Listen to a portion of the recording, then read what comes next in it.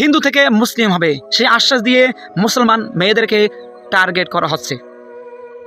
দেশের আনাচে কানাচে এরকমের হিন্দু যুবকরা মুসলমান মেয়েদেরকে টার্গেট করতে গেছে সোশ্যাল মিডিয়ায়, মোবাইলের মাধ্যমে। সোশ্যাল মিডিয়া যত প্ল্যাটফর্ম আছে এই প্ল্যাটফর্মের মাধ্যমে হিন্দু মেয়েদেরকে টার্গেট করে করে তাদেরকে এরকম ব্ল্যাকমেল করতেছে। প্রথম হিন্দু থেকে মুসলমান হবে সেই অফার, প্রথম দেখা, প্রেম, ভালোবাসা, তারপর শারীরিক সম্পর্ক, বিয়ে, তারপর যদি না বনে তখন হত্যা করে ফেলে।